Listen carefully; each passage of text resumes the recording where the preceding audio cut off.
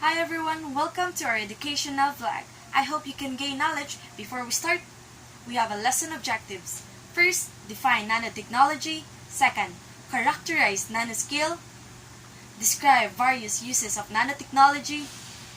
Discuss concerns on the use of nanotechnology. And lastly, explain the status of the use of nanotechnology in the Philippines.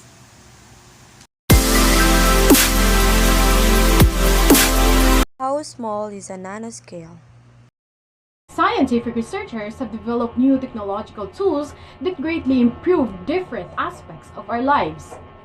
Nanoscale. The use of nanoscale is one important interdisciplinary area generated by advancements in science and technology. Scientists and engineers were able to build materials with innovative properties as they manipulate nanomaterials. Indeed, research and application of knowledge in nanomaterials will continue to bring widespread implications in the various areas of the society, especially in healthcare, environment, food, energy, water, and agriculture. So let's see how small nanoscale is. Let's see how small nanoscale compare to other particles or materials. A sheet of paper is about 100,000 nanometers thick. A human hair is approximately 80,000 to 100,000 nanometers wide. A gold atom is about a third of a nanometer in a diameter. Carbon-carbon bond length is a range of 0.12 to 0.15 nanometers. And your fingernail grows about 1 nanometer in 1 second. And if a marble was 1 nanometer, then the size of the Earth would be 1 meter. The diameter of Earth is approximately 1 billion times of a marble. Hi guys, I am Juanette Nelius, so I'm here to report or discuss my assigned subtopics titled How to View Nanomaterials. Scientists use special types of microscope to view minute nanomaterials, which are the electron microscope, atomic force microscope, and the scanning tunneling microscope. So during the early 1930s, scientists used electron microscope and field microscope to look at the nanoscale. The scanning tunneling microscope and the atomic force microscope are just among the modern and remarkable advancement in microscopy. So first, in nanomaterials is electron microscope. This type of microscope utilizes a particle beam of electrons to light up a specimen and develop a well-magnified image. Electron microscope produce higher and better solution than older light microscope because they can magnify objects up to 1,000,000 times, while conventional light microscope can magnify objects up to 1,500 only. Scanning electron microscope or SEM and transmission electron microscope or TEM are the two general types of electron microscope. Second, the atomic force microscope or AFM was first developed by Gerd Bennig, Calvin Quaid, and Christoph Gerber in 1986. Lastly, the scanning tunneling microscope. A special type of microscope enables scientists to view and manipulate nanoscales, particles, atoms, and small molecules. Manufacturing. Nanomanufacturing refers to scaled up, reliable, and cost-effective manufacturing of nanoscale materials, structures, devices, and systems. It is also involves research, improvements, and incorporations of processes for the constructions of materials. However, this method can be time-consuming. Bottom-up fabrication that manufacturing products by building them up from atomic and molecular scale components. Top-down fabrication trims down large pieces of materials into nanoscale. Self-assembly that depicts an approach wherein a set of components join together to mold and organize structures in the absence of outside direction, and the chemical vapor deposition is procedure when chemicals act in response to form very pure high performance films. Thank you. Deep pin lithography. It's a method in which the tip of an atomic force microscope is dipped into a chemical fluid then utilized to write on a surface, like an old-fashioned ink pen onto paper. Nanoimprint lithography is a method of generating nanoscale attributes by stamping or printing them into the surface. Molecular beam epitaxy is one manner for depositing extremely controlled thin films. Roll-to-roll processing is a high-volume practice for constructing nanoscale devices on a roll of ultra-thin plastic or metal. Atomic layer epitaxy means for laying down one atom thick layers on a surface. It is not impossible in the near future computers that are better, more efficient, faster, and energy saving will be developed. Soon, the entire memory of a computer will be saved in a single tiny chip.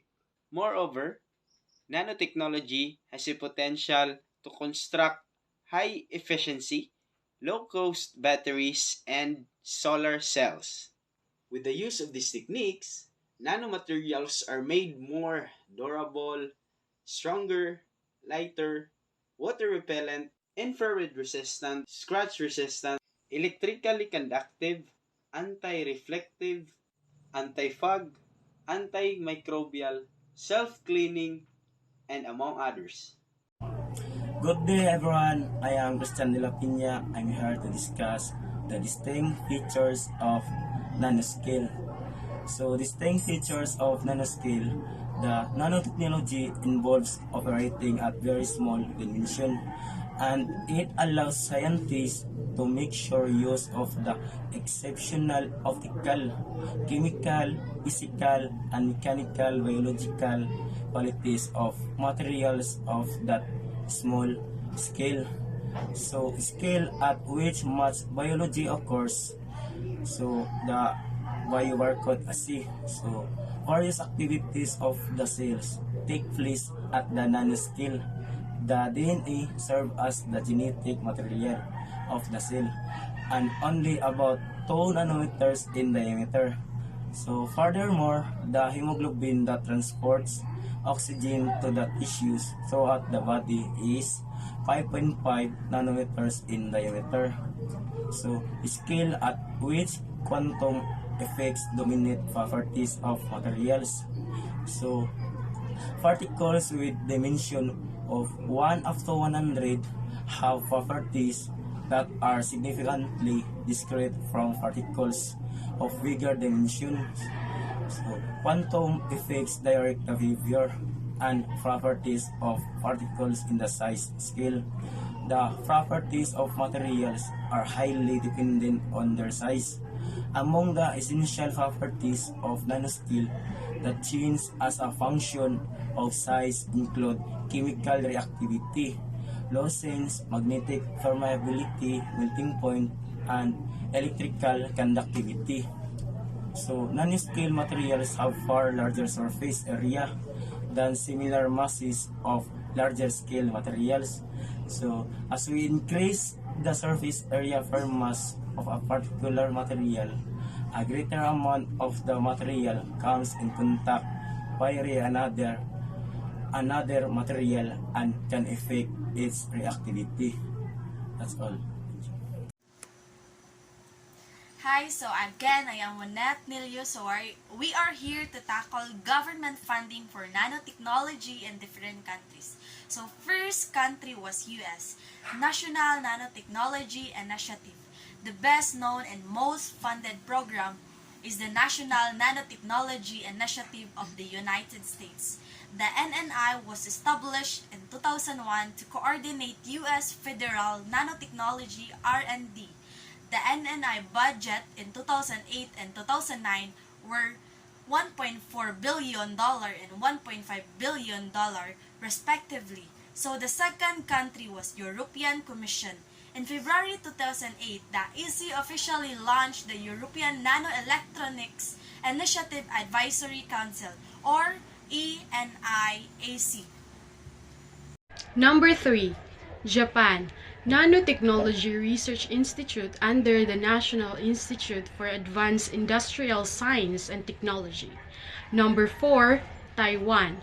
Taiwan National Science and Technology Program for Nanoscience and Nanotechnology. Number 5, India. Nanotechnology Research and Education Foundation. Number 6, China. National Center for Nanoscience and Technology. Number 7, Israel. Israel National Nanotechnology Initiative. Number 8, Australia. Australian Office of Nanotechnology. Number 9, Canada, or National Institute for Nanotechnology, or NINT.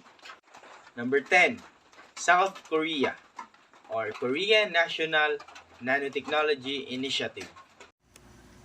Second to the last country was Thailand, National Nanotechnology Center or Nanotech.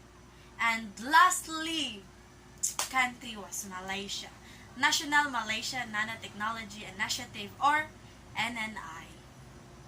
I am Nathaniel D. Obrador, and today we will talk about possible application and nanotech roadmap.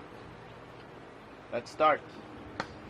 The Philippines has also launched its Nanotechnology Research Initiative.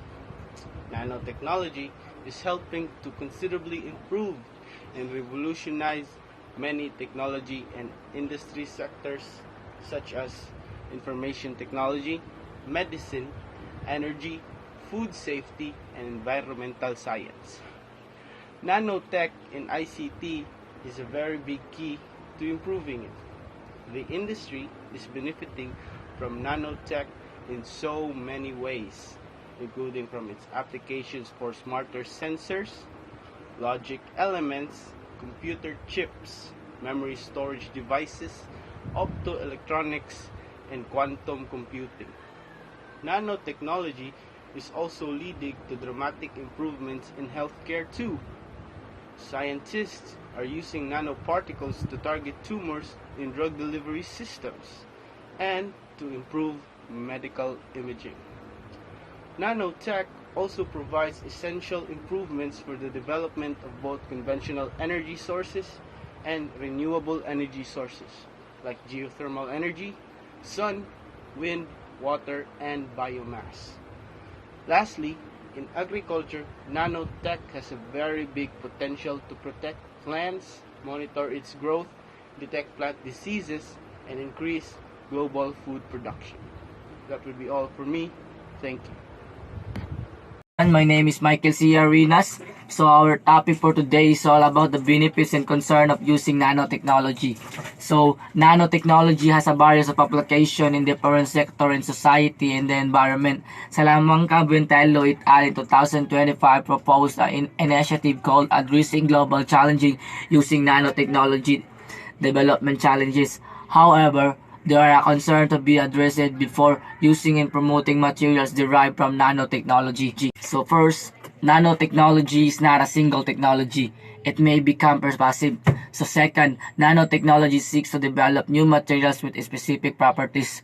Third, nanotechnology may introduce new efficiency and paradigms which may make some natural resources and current practices uncompetitive and obsolete.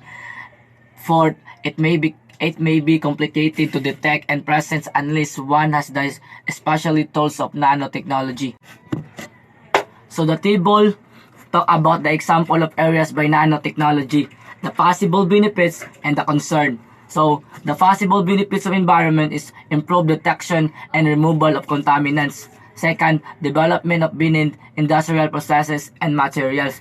And the concern of environment is high creativity and toxicity.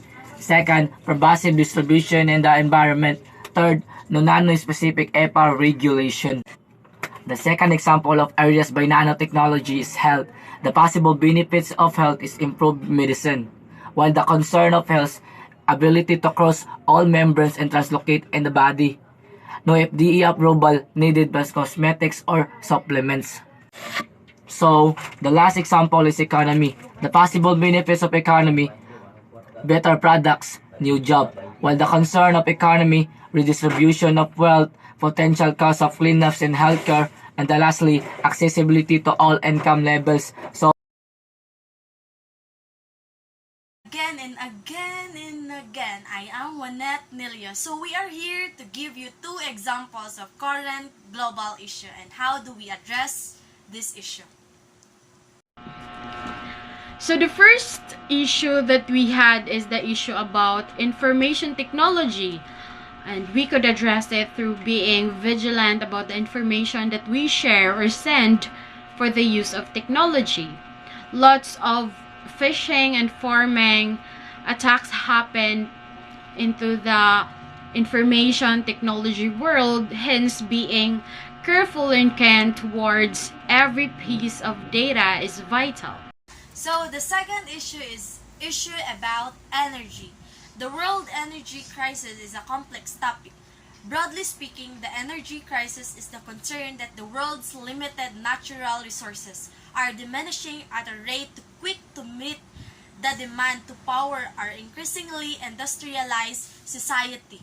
Hence, we could address it by helping conserve energy and be environmental friendly and using smart power strategies. So that's the two global issues that we face right now. And now we've come to the end of this learning episode. Just remember, every piece of information is worth learning. Keep going for wisdom. Thanks for watching. Bye-bye.